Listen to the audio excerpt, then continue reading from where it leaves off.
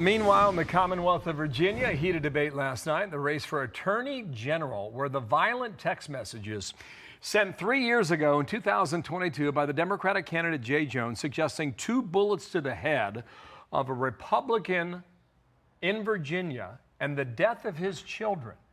That topic and these text messages you see right now were front and center in this debate. We have seen a window to who Jay Jones is and the way he thinks of people that disagree with him. And you're also going to hear from my opponent about text messages that I sent that I deeply, deeply regret. Let me be very clear. I am ashamed. I am embarrassed. And I'm sorry. I am sorry to Speaker Gilbert. I'm sorry to his family. I'm sorry to my family. And I'm sorry to every single Virginian.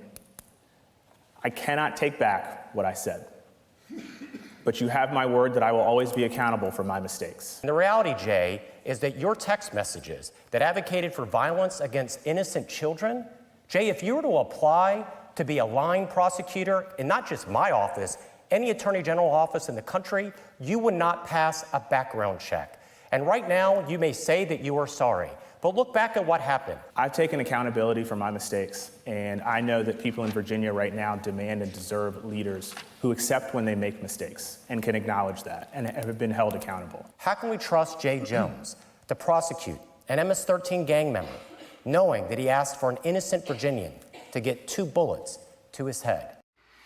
So Virginia's Lieutenant Governor, Winsome Earle-Sears, is running for governor, and she joins us now. And good morning to you. This is Justin from Ken Martin, head of the DNC, the chair. He says, I believe most Virginians have accepted what Jay Jones had to say. He said, I'm sorry several times last night. Do you accept that? Of course not. But it's up to the people of Virginia don't accept that. And you know why? Because Jay Jones, when it was first publicized that these texts were out there advocating for the murder of his political opponent and the murder of his 2 children, and said that his political opponent, the wife, was breeding little fascists, it was only after it was publicized. And then what did he say? Jay said, well, you know, it's a Trump thing, the Trump side and the Trump and the Trump and the Trump some more, and blamed everybody else. But then it took him a whole 12 hours to finally say, I'm sorry. And what was he sorry about? He was sorry that it was publicized. He was sorry that, well, he was not held accountable. What? No. This is all political calculation, and my opponent, Abigail Spanberger, is part of it, because she said that her supporters shall let their rage fuel them. Fuel what, Abigail? And to whom, Abigail? What are we talking about? Lieutenant Governor Sandra here. This is the moment when Jay Jones invoked your name when explaining those controversial texts. Listen. I was held accountable by my party, and I deeply, deeply respect that. But what about when Donald Trump used incendiary language to incite a riot to try to overturn an election here in this country? What about when Winsome Sears used violent language about people who disagree with you and her and your extreme position on abortion? What about when John Reed shared Nazi porn? You haven't said a word. I've taken accountability for my mistakes. It's time you take accountability too. You're free to respond. Yeah, I don't even know what he's talking about. I haven't advocated murder for anyone. I mean, I'm from a third world country, and when I was 10 years old, I've seen what political violence looks like when the gangs come out for one side or the other. I've seen tanks in the streets. I shouldn't have seen that. I should have been skinning my knees, falling off a bicycle. This man, Jay Jones, is on a sinking ship, and he knows it, and he's taking the entire ticket down with him, because my opponent, Abigail Spanberger, it's not that. I thought she was being cowardly in not telling him to get off the ticket, but I see now that she's lived a very careful, very curated life, and unfortunately for her, it's being upset. You saw she fell apart at the debate. We cannot have a leader for governor who falls apart at a debate. We need someone who's strong and who will work for Virginians. It is not her. And all of her CIA tactics and lies is not going to save them, and it's not going to save her. As you well know, in the Commonwealth of Virginia, Democrats win that state when they turn out Northern Virginia across the Potomac from Washington, D.C. A lot of federal government workers there. They are deep blue counties. Do you think the shutdown could have an impact on you winning or losing?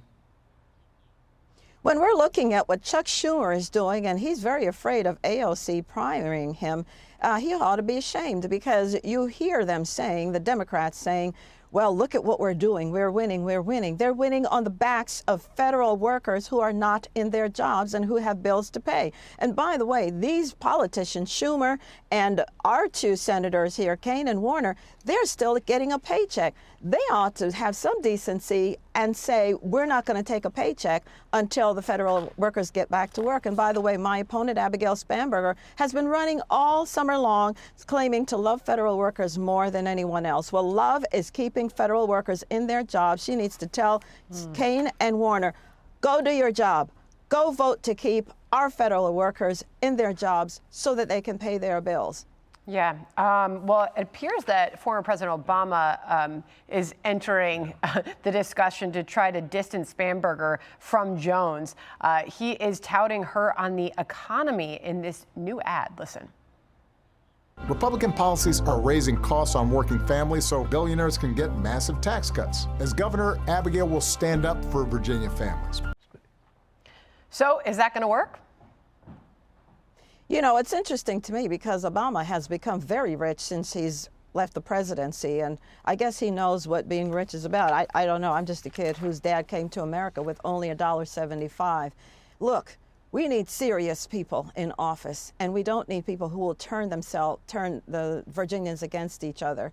It is my shocked face here that you're seeing that a Democrat is supporting a Democrat.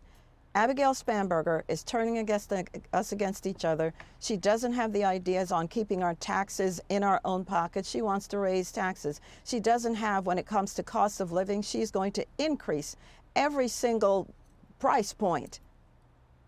All right. Okay, well, we got 2.5 weeks to go. Thank you for your time today. We'll watch every twist and turn. Thank you. Thank you. Hey everyone, I'm Emily Campagno. Catch me and my co-hosts Harris Faulkner and Kaylee McEnany on Outnumbered every weekday at 12 p.m. Eastern, or set your DVR. Also, don't forget to subscribe to the Fox News YouTube page for daily highlights.